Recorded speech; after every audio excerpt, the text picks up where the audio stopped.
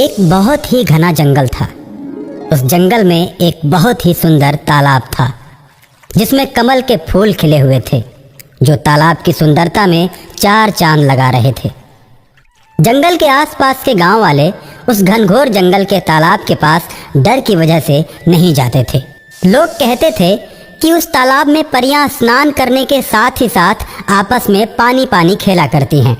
जो कोई भी उधर उनको देखने जाता परियों के जादुई प्रभाव से बीमार पड़ जाता था। तालाब से कुछ ही दूरी पर रामपुर नाम का एक गांव था, जिसमें राजू नाम का एक छोटा सा लड़का अपने मम्मी पापा के साथ रहता था। उसके मम्मी पापा बहुत ही गरीब थे, इसलिए उसके लिए खिलौने भी नहीं खरीद पाते थे। राजू अक्सर खेतों की मिट्टी से ही खेला करता था। मिट्टी से टेढ़े मेढ़े खिलौने तैयार करके वो खूब खुश हो जाता था। बेटा राजू, मिट्टी मिट्टी नहीं खेला करते। देखो तुम्हारे कपड़े कितने गंदे हो गए। माँ, मैं मिट्टी मिट्टी नहीं खेलूंगा, लेकिन मेरे लिए खेलने के लिए खिलौने तो ला दो। ठीक है, मैं बाजार से जाकर खिलौने ला दूंगी।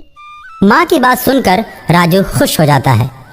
राजू के मम्मी पापा उसे घर पर अकेले ही छोड़कर बाजार की तरफ जाते हैं और जाते हुए राजू से कहते हैं, बेटा इधर उधर मत जाना और जंगल में उस तालाब की तरफ तो बिल्कुल भी मत जाना। ठीक है पापा, मैं घर छोड़कर कहीं नहीं जाऊंगा। मम्मी पापा के जाने के बाद राजू के मन में तालाब और जंगल घूमने लगते हैं और वो उन्हें देखना चाहता है। राजू खुद को रोक नहीं पाता और जंगल की तरफ चल देता है और कुछ ही दूरी पर वो परियों को स्नान करते हुए देखता है। सुंदर सुंदर प्यारी प्यारी परियों को देखकर राजू खुश हो जाता है, लेकिन डर की वजह से उनके पास नहीं जाता है। परियां पानी पानी खेलती हैं और शाम होते ही वो गायब हो जाती हैं। जाते समय परियों को ख्याल नहीं रहता, पर एक छोटी परी तालाब में छूट जाती है। छोटी परी चल तो सकती है, लेकिन उड़ नहीं सकती क्योंकि उसके पंख बहुत ही छोटे हैं। राजू उस नन्ही परी को अकेले देखता है तो उसके पास जाता है और उससे कहता है, बहन, तुम्हारा नाम क्या है? मैं परी हूँ और मेरी मम्मी का नाम सोन परी है। तुम हमारी दोस्त बनोगी? हम लोग साथ साथ खूब खेलेंगे। परी और राजू खेलने लगते हैं। परी राजू के साथ खेलते खेलते उसके घर आ जाती है। शाम को राजू के मम्मी पापा जब राजू के साथ परी को देखते हैं तो उससे कहते हैं, राजू तूने ये क्या कर दिया? अब तो परियां क्रोध में आकर हम सबको श्राप दे देंगी। क्यों डरते हो अंकल? ऐसा कुछ भी नहीं होगा। मैं तो राजू के साथ खेलूंगी। फिर मेरी मम्मी आएगी और मुझे लेकर जाएगी और बदले में राजू को ढेर सारे खिलौने देगी। रानी परी के मुख से यह बात सुनकर राजू के मम्मी पापा बहुत खुश होते हैं। उन्हें अब सोन परी का डर नहीं रहता। रानी परी और राजू फिर एक साथ खेलने लगते हैं। अरे राजू, तुम्हारे घर में तो एक भी खिलौना नहीं है। मम्मी, तुम बाजार से खिलौने लाने की बोली थी ना, मेरे खिलौने कहाँ हैं? बेटे, आज मेरे पास पैसे नहीं है। कल मैं तुम्हारे लिए जरूर खिलौने लेकर आऊंगी। आंटी जी, तुम पैसे के बिना खिलौने नहीं लाई? ये लो पैसे। रानी परी हवा में हाथ हिलाती है और पैसों से भरा एक थैला हवा में तैरते हुए राजू की मम्मी के पास चला आता है। आंटी जी, आपके पास पैसे नहीं है? ये लो, ये परी लोग के पैसे हैं। ये पैसे सोने के होते हैं। आप इन्हें बेचकर अच्छा सा घर बना लो। मेरे और राजू के लिए बहुत सारे खिलौने लेकर आओ। राजू के मम्मी पापा सोने के सिक्कों को देखकर बहुत ही खुश होते हैं और कुछ ही दिनों में सोने के सिक्कों को बेचकर बहुत बड़ा घर बनवा लेते हैं। और उसके बाद राजू के मम्मी पापा अपने गांव में सबसे ज्यादा अमीर हो जाते हैं। यार, अचानक राजू का परिवार इतना धनी कैसे हो गया? राजू तो कुछ दिनों से घर से बाहर भी नहीं निकल रहा है। चलो हम पता लगाते हैं कि मामला क्या है।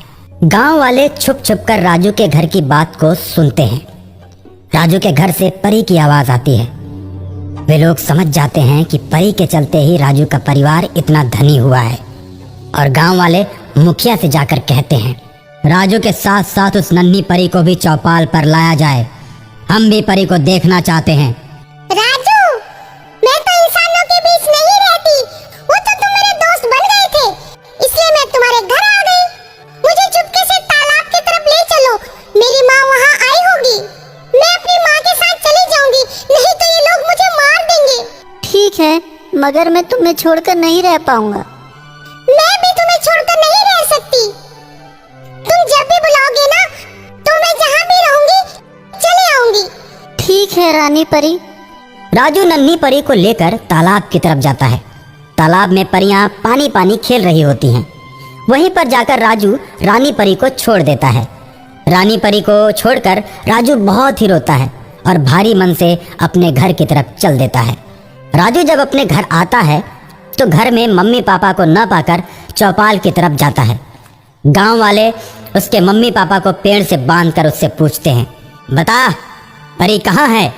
हम दोनों नहीं जानते कि परी कहाँ है और वो राजू के साथ कहाँ गई हुई है।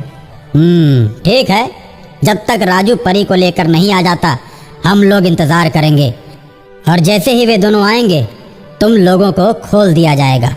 राजू चौपाल पर आता है और अपने मम्मी पापा को बंधा हुआ देखकर मुखिया से कहता है, प्रधान जी, आपने मेरे मम्मी पापा को क्यों बांधा है? ये तो बहुत गलत बात है। उन्होंने कौन सा अपराध किया है? क्या आपके गांव में गरीब का अमीर हो जाना अपराध माना जाता है? अरे ये तो बहुत बोलता है, इसे भी बांध दो। गांव वाले राजू को उसके मम्मी पापा के साथ बांध देते हैं। राजू संकट में पड़कर रानी परी को याद करता है। मम्मी, मेरा दोस्त संकट में पड़ा हुआ है, उसकी मदद करो ना।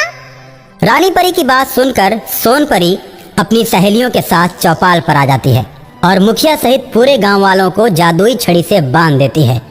राजू और उसके मम्मी पापा को आज़ाद कर देती है। गांव वाले राजू से माफ़ी मांगने लगते हैं और कहते हैं कि दोबारा ऐसी गलती नहीं करेंगे। राजू सोन परी से कहकर गांव वालों को छुड़ा देता है।